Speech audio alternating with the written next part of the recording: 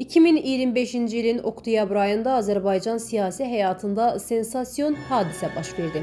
Prezident administrasiyasının sabiq rəhbəri, AMİA-nın keçmiş prezidenti və akademik Ramiz Mehdiyev həbs olundu.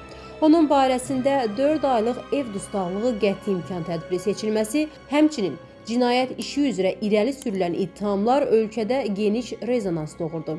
Uzun illər dövlətin faktiki ikinci şəxsi kimi fəaliyyət göstərmiş Mehdiyevin siyasi və ictimai təsiri böyük olub. Onun fəaliyyəti yalnız şəxsi maraqlar və hakimiyyət strukturları ilə deyil, həm də geniş ictimai, elmi və iqtisadi sahələrə təsir göstərib. Həbs xəbəri ictimaiyyət tərəfindən yalnız siyasi intriqa kimi qəbul olunmayıb. Eyni zamanda Mehdiyevin ailəsi, yaxın çevrəsi və keçmişdə həyata keçirdiyi gizli əməliyyatlar barədə yeni məlumatlar gündəmə çıxıb. Məsələn, manşet azın suallarını cavablandırarkən jurnalist ona "Cənab Prezident böyük uğurlar əldə etdi və bütün Qarabağ işğaldan azad edildi" sualını ünvanlayıb. Mehdiyev isə bu suala sərt reaksiya verərək onunla bağlı mənə sual verməyin deyib. Ramiz müəllim, cənab prezident böyük uğurlar əldə elədi. Bütün Dağlıq Qarabağ bilirsiniz, azad edildi. Yenə deyirəm də mənə sual verməyin.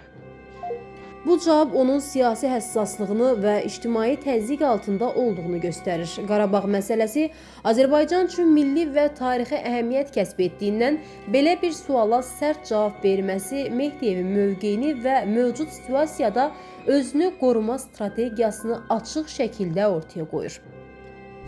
Ailə və karyera, üstünlüklər və suallar. Ramiz Mehdiyevin ailəsi uzun illərdir ictimaiyyətin diqqət mərkəzindədir.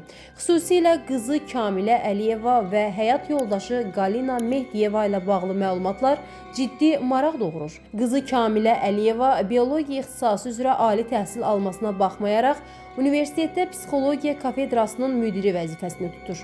Biologiya və psixologiya elmi baxımdan tam fərqli sahələrdir. Bu, yüksək vəzifəli şəxslərin ailə üzvlərinin karyera yolları ilə bağlı ciddi suallar doğurur.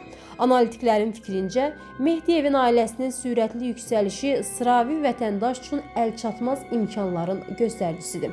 Həyat yoldaşı Galina Mehdiyeva riyaziyyat üzrə elmlər doktoru və professor adını daşıyır. O, doktorluq dissertasiyası Müdafiə Şurasının sədri olub.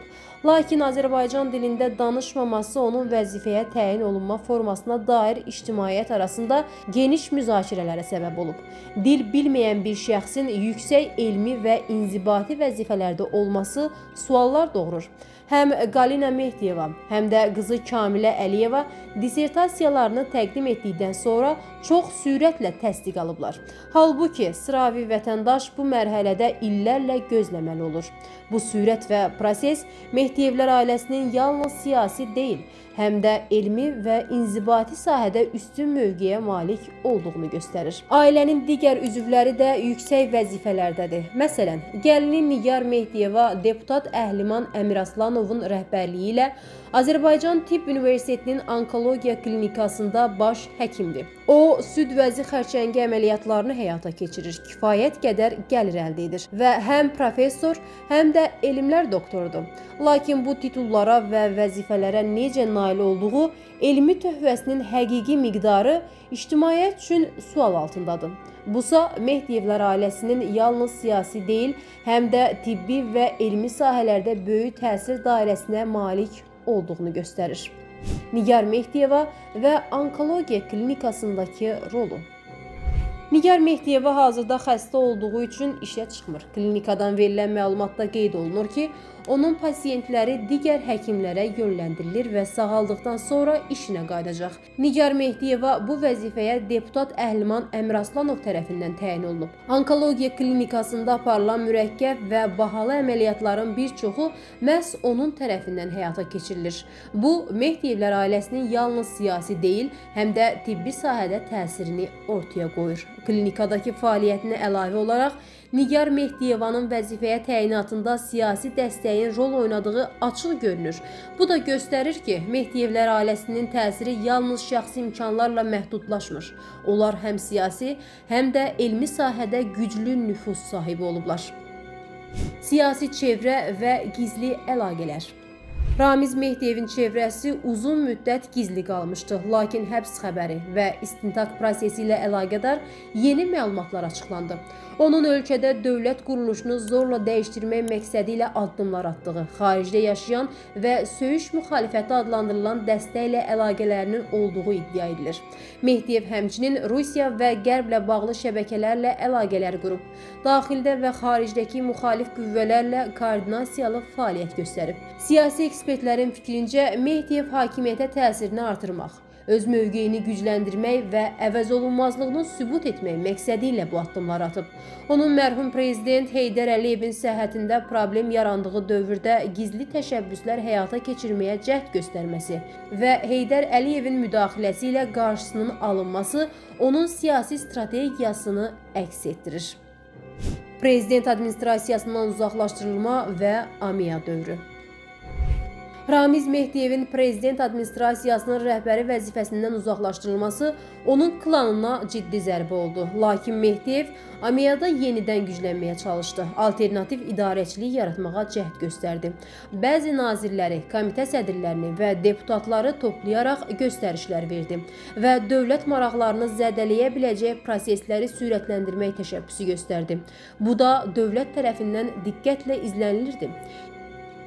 2020-ci ilin avqust ayında Mehdiyevin nəvəsinə Novxanda etdiyi toy və bu zaman baş verən hadisələr dövlətin onun anti-Azərbaycan fəaliyyətinə qarşı xüsusi əməliyyat kimi qiymətləndirilir.